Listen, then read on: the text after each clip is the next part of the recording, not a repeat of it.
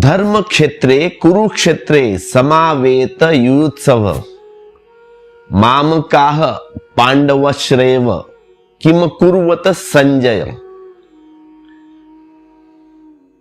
शुरुआत धृतराष्ट्र बोले हैं कि हे संजय, धर्मभूमि कुरुक्षेत्र में इकट्ठा हुए युद्ध की इच्छा वाले मेरे और पांडव के पुत्र क्या कर रहे हैं। देखिए, शुरुआत हो रही है धृतराष्ट्र के वाक्य से। अब ये राजा धृतराष्ट्र जो है आंख से अंधे है, दिखता नहीं, लेकिन आंख के अंधे न होने से वासना नहीं हटती, वासना नहीं मिटती। वासना तो रहेगी आंख वाले में भी और न आंख वाले में भी, अंधे को भी, बहरे को भी। आंख के न होने से कामना नहीं मिटती। काश ये बात सूरदास को पता होती, या सूरदास ने धृतराष्ट्र का ख्याल किया होता, तो सूरदास को आंख फोड़ने की जरूरत न होती। सूरदास ने आंख फोड़ ली थी इसीलिए कि न रहेगी आंख तो न उठेगी मन में कामना, न उठेगी वासना। पर यहां पे एक बात मैं आपसे कह दूं, आंख से कामना नहीं उठती, कामना उठती है मन से। आंख फूट भी जाए या फोड़ ली आपने तो भी वासना का अंत नहीं होता। बहुत सारे भारत में ऐसे लोग हैं, ऐसे साधु हैं जो अपने गुप्तांगों को काटते हैं, लेकिन गुप्तांग काटने से वासना नहीं मिटती। गीता की यह अद्भुत कथा अंधे आदमी की जिज्ञासा से शुरू होती है। असल में इस जगत में सारी कथाएं बंद हो जाए अगर अंधा आदमी ना हो। आप शब्दशः अर्थ मत लेना, मैं अंधे आदमी की बात इसलिए किया हूं कि कामना, आकांक्षा, इस जीवन की सारी कथाएं अंधे आदमी की जिज्ञासा से शुरू होती है। अंधा आदमी भी देखना चाहता है जो उसे दिखाई नहीं पड़ता, बहरा आदमी भी सुनना चाहता है जो उसे सुनाई नहीं पड़ता। आप भी ऐसे ही हो। सारी इंद्रियां खो भी जाए लेकिन मन के भीतर छिपी हुई वृत्तियां का विनाश नहीं होता। तुम चाहे आंख फोड़ लो, चाहे तुम कोई भी इंद्रिय काट डालो, लेकिन जो भीतर छिपी हुई जो वासना है, जो वृत्ति है, उसका विनाश नहीं होता। तो पहली बात मैं आपसे यह कहना चाहूंगा, स्मरण रखें, ये जो इस कथा में धृतराष्ट्र अंधे है, लेकिन युद्ध के मैदान पर क्या हो रहा है। अब युद्ध का मैदान मीलों दूर है, लेकिन उसे उत्सुकता है। मीलों दूर होने के कारण भी उसे उत्सुकता है।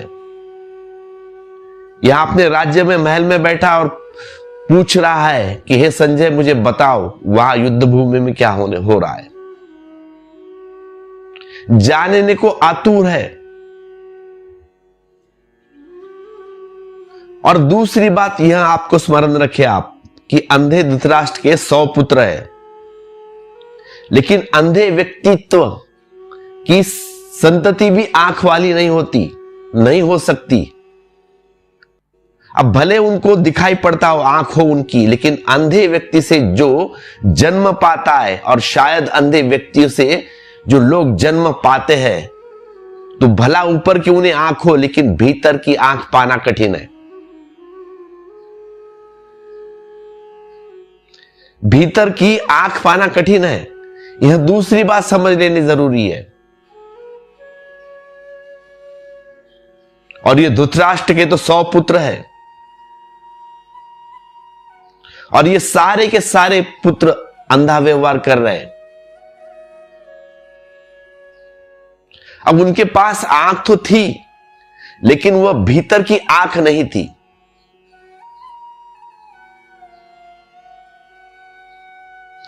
क्योंकि अंधे से अंधापनी पैदा हो सकता है, फिर भी यह पिता है। अब क्या हुआ, जानने को उत्सुक कि युद्ध मैदान के भूमि में क्या हो रहा है।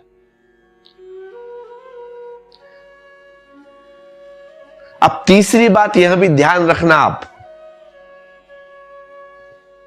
ये जो राजा धृतराष्ट्र है क्या कहते हैं, बोलते हैं कि धर्म के कुरुक्षेत्र में,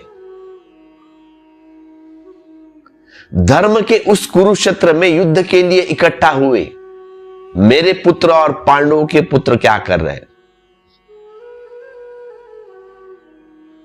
अब यहां पे एक बात कहना चाहता हूं, जिस दिन धर्म के क्षेत्र में युद्ध के लिए इकट्ठा होना पड़े, उस दिन धर्म क्षेत्र नहीं बच जाता।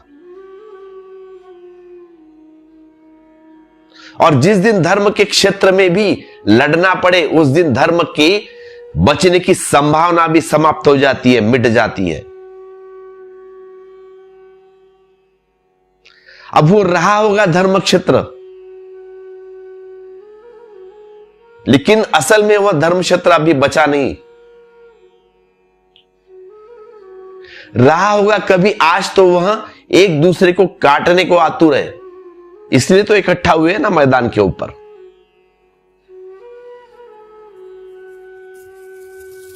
और यह जो प्रारंभ है, यह जो शुरुआत है, यह अद्भुत है। यह इसीलिए अद्भुत है कि अधर्म क्षेत्र में क्या हो रहा है। कहा है धर्म क्षेत्र में क्या हो रहा है, तो अधर्म क्षेत्र में क्या होता होगा, फिर उसका हिसाब लगाना तो मुश्किल है। तो धर्म क्षेत्र में क्या होता है और अधर्म क्षेत्र में क्या होता है, लगा लो हिसाब। अब ये राजा धृतराष्ट्र पूछता है संजय से कि वह युद्ध के लिए आतुर मेरे पुत्र और उनके विरोधी, भाई के ही पुत्र है विरोधी भी, क्या कर रहे हैं, मैं जानना चाहता हूं।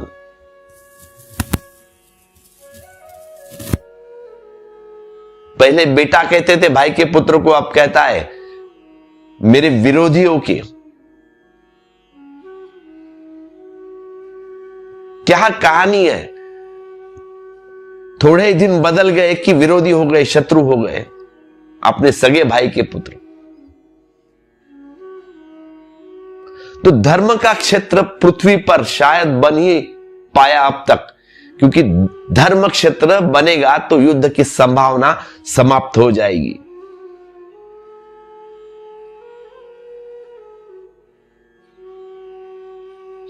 युद्ध की संभावना बनी है और धर्म क्षेत्र भी युद्धरत हो जाता है, तो अधर्म को क्यों दोष दे, फिर क्यों निंदा करे अधर्म की। सच तो यह है कि अधर्म के क्षेत्र में शायद कम युद्ध हुए होंगे जितने धर्म के क्षेत्र में ज्यादा युद्ध होते हैं। कारण तुम कोई भी लो, और अगर युद्ध और रक्तपात का हिसाब से हम विचार करने चले तो धर्म क्षेत्र ज्यादा अधर्म क्षेत्र लगेगा, धर्म क्षेत्र ज्यादा अधर्म क्षेत्र मालूम पड़ेगा कि बजाय अधर्म क्षेत्र में। और कहते हैं धर्म क्षेत्र।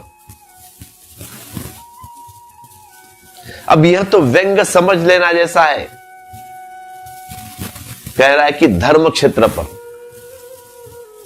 अब दोनों तरफ से लड़ने वाले कहते हैं धर्म क्षेत्र, मैं धर्म के लिए लड़ रहा हूं, कौरव भी और पांडव भी।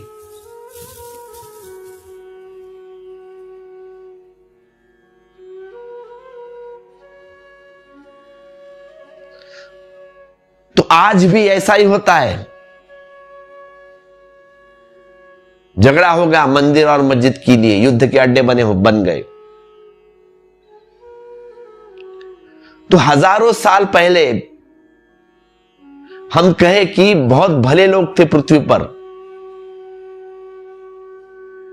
कृष्ण जैसे अद्भुत लोग, तब भी अद्भुत लोग मौजूद थे, पर धर्म क्षेत्र पे नाम पे लोग तो लड़े हैं तब भी, कृष्ण होने के बावजूद भी। भगवान है तब भी धर्म क्षेत्र पे नाम पर युद्ध होने शुरू जा रहा है। तो यह मनुष्य की गहरे में जो युद्ध की पिपासा है, अभिलाषा, ये मनुष्य की गहरे में विनाश की जो आकांक्षा है, यह मनुष्य के गहरे में जो पशु छिपा है, वह धर्म क्षेत्र में भी छूट नहीं जाता। वह वहां भी युद्ध के लिए तैयार करता है, तैयारी होती है वहां भी। तो इसे थोड़ा स्मरण रख लेना उपयोगी होगा। और यह भी, जब धर्म की आड़ मिल जाए लड़ने को, तो लड़ना और भी खतरनाक हो जाता है। कहते हैं मैं धर्म के साइड से हूं, क्योंकि तब जस्टिफिकेशन शुरू हो जाता है, न्यायोचित, कि मेरा ही सही है, मैं सही हूं, बाकी सब गलत। तो यह अंधे धृतराष्ट्र जो जिज्ञासा की है, उससे यह धर्म क्षेत्र, धर्म ग्रंथ शुरू होता है। सभी धर्म ग्रंथ अंधे आदमी की जिज्ञासा से शुरू होते हैं, और जिस दिन दुनिया में अंधा आदमी ना हो ना, उस दिन धर्म ग्रंथ की कोई जरूरत नहीं। उस दिन धर्म ग्रंथ की कोई जरूरत नहीं रह जाती। वह अंधा ही जिज्ञासा कर रहा है।